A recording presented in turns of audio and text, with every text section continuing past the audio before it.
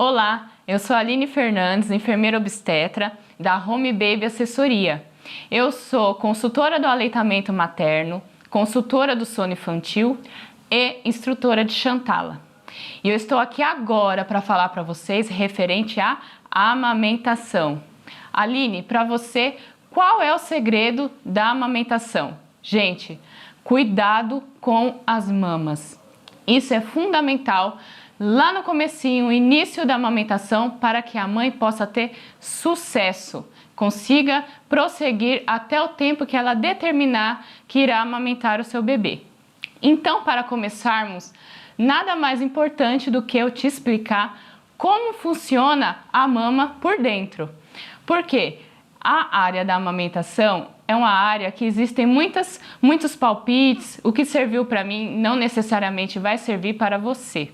Então, eu vou te passar a informação geral e você tome como experiência o que irá servir para o seu caso específico, ok?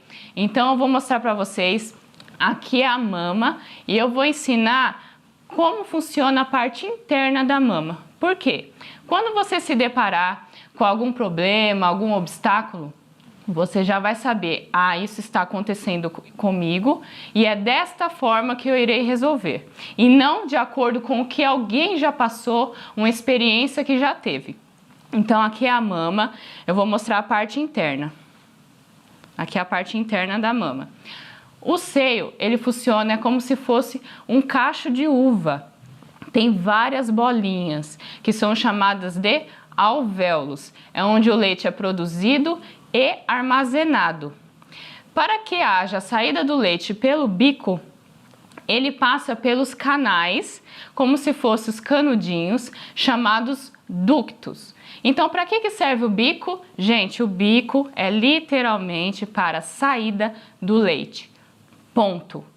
Não influencia a questão da amamentação. Se o bico é invertido, se o bico é longo, se o bico é plano, e sim a mulher bem orientada. Muitos afirmam, filha, você não vai conseguir amamentar porque o seu bico é plano. Muitas vezes, uma mulher bem orientada, com um bico plano, ela consegue amamentar melhor do que uma mulher que não foi orientada e tem um bico mais longo, porque pode machucar, o bebê tem náusea, porque o bico é comprido, vai lá no sininho da garganta, ele precisa se adaptar com esse bico.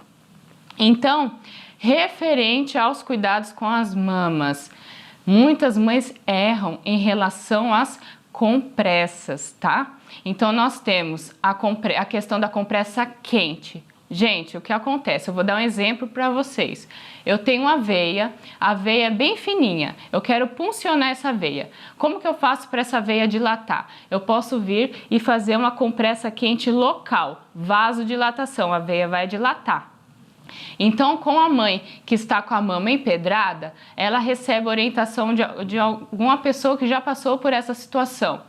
Faça compressa quente. Fique no banho, durante o banho, e faça massagem com bastante água quente. Gente, o que vai acontecer? O raciocínio está errado? Não está errado. O quente, ele dissolve, realmente ele dissolve. Só se você ficar meia hora no chuveiro fazendo a massagem, esses canudinhos que eu falei que são os ductos, esses aqui, o que vai acontecer? O ducto vai dilatar. Então, era para descer X leite. Quando a mulher desligar o chuveiro, vai descer Y, vai aumentar a quantidade de leite. E o bebê é muito novinho, não sabe mamar ainda. Então, com esse acúmulo do leite, pode empedrar e seguir com algumas consequências. Então, não pode fazer compressa quente, passar a fraldinha e colocar nada quente. Por outro lado, nós temos a compressa gelada. O que acontece com a compressa gelada? A mulher que amamenta, ela tem um corpo mais quente. Por quê? Porque ela está produzindo leite. Então, se você faz a compressa gelada, o que é gelada? Aquela bolsinha que vende na farmácia, que você coloca no freezer, a barra de gelo, colocar gelo no saquinho, isso é compressa gelada. Não pode ser feita também. Por quê? O gelado, o seu organismo está quente. Então, eu vou fazer a Aline, tá? Vou fazer a compressa gelada. O que o seu organismo entende? Gente, estão atacando a Aline. Vamos defender. Cabum! Manda um monte de leite também. Então, tanto a compressa quente quanto a gelada, ambas aumentam o volume de leite. Então, Aline, qual que é o ideal? O ideal, gente, é compressa fria. O que é compressa fria? Pegar uma fraldinha, molhar na torneira, molha, torce e abre a fraldinha. Isso é compressa fria. Existem alguns produtos que eu vou mostrar para vocês que você pode deixar na geladeira, mas ela não vai congelar como se fosse a barrinha que deixa no freezer, tá? Você pode fazer um chá de camomila, deixar na geladeira e molhar a fralda com esse chá, torce e coloca. Isso é compressa fria. Eu vou mostrar para vocês um exemplo que existe de utensílio que pode te ajudar neste momento. Esse é um exemplo sobre a compressa fria. Então aqui, ó, nós temos algumas bolinhas. Você vai deixar no período de 2 horas na geladeira e mesmo não estando congelada, você vai envolver aqui no paninho.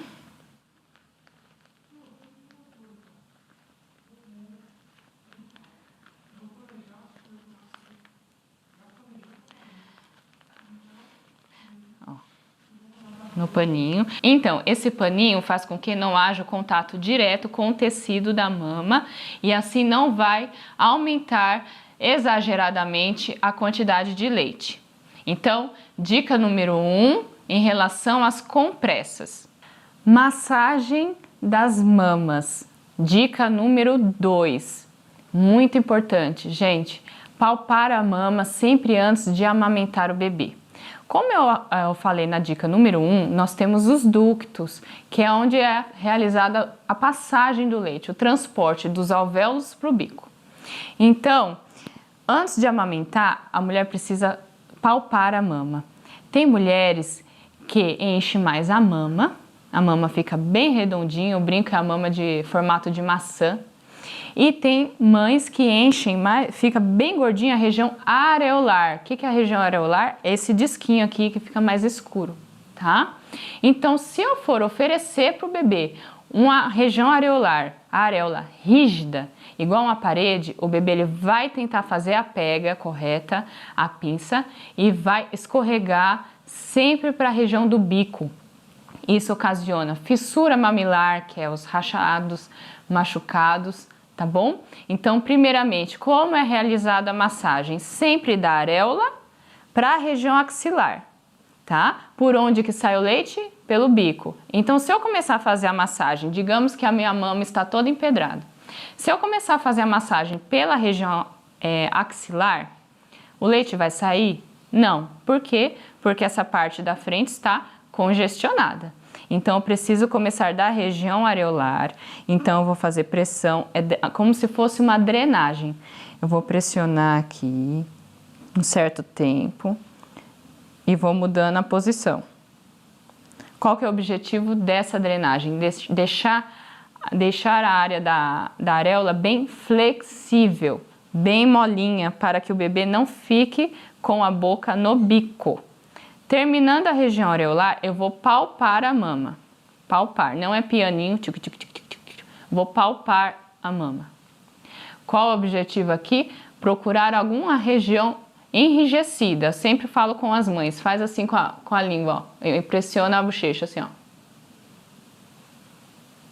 Esse durinho é o que você vai sentir aqui na mama. Então, você tá palpando. Opa, achei aqui. Como que eu vou fazer a massagem? Sempre força contra força. Então, se eu achei na parte superior, eu vou colocar a mão embaixo e vou 2 dedos, ó, só na região onde está enrijecido. Então, aqui, ó. Ah, eu achei na região axilar. Então, eu vou colocar a mão aqui e vou fazer assim. Achei na região inferior. Colocar a mão aqui, eu vou fazer assim. E a parte interna também assim. Então, é sempre força contra força. O que acontece, gente? Muitas mães internam pós-parto. na maternidade com a mama enrijecida. Essa massagem dói? Dói, tá? Só que é uma bolinha que foi identificada. O que acontece? Muitas mulheres, eu vou palpar, tá doendo, não vou palpar. Uma bolinha fica do lado de outra bolinha, empedrou o quadrante, empedrou a metade e quando vai perceber, empedrou a mama inteira. Então nós começamos com 2 dedinhos. Quando a mama está toda empedrada, nós temos que usar essa região aqui, ó, e fazer massagem. E é muito, posso afirmar para vocês, é muito mais dolorido, ok? Então, cuidados com as mamas, muito importante. Aline, até quando eu vou precisar ter esses cuidados com as mamas? Enquanto você decidir amamentar. Não é só a mãe do primeiro mês. Muitas acham que é primordial o primeiro mês. Vou fazer massagem. O que acontece? A mulher vai criando confiança na amamentação, não sente tanta dor, o bebê já faz a pega correta e não se atenta a esses cuidados. Uma mama pode empedrar com 3 meses? Pode. Posso ter um bico machucado com 9 meses? Pode. Então, cuidados com as mamas é um assunto que você vai levar por todo o período que você decidir amamentar. Não existe nenhum remédio, nenhum comprimido. Vou te dar esse comprimidinho que vai dissolver o leite. É na mão mesmo, é na questão da massagem, ok? Dica número 2, massagem nas mamas. Dica número 3, a pega correta. Vou te orientar o que é preciso, o que não pode, começar com o que não pode para que haja a pega correta. O que deve ser observado. Gente, não pode. Estralo de língua. O que seria estralo de língua? Imagina a língua, o céu da boca e o seu bico no meio, amassando. Isso pode machucar feio o bico. Não pode estralo de língua. Não pode covinha, que é quando o bebê fica, Muita mãe fala, mas é o que eu achava mais bonitinho. Então, covinha, entra ar, gases, cólica, ok? Não pode. Não pode covinha, não pode estralo de língua, não pode boca invertida. Não é a boca de peixinho, tá? Boca de peixinho é a pega correta. Invertida é assim, Então, eu sempre brinco, a mãe até o mês é a mãe que precisa assistir o seu bebê no momento da amamentação.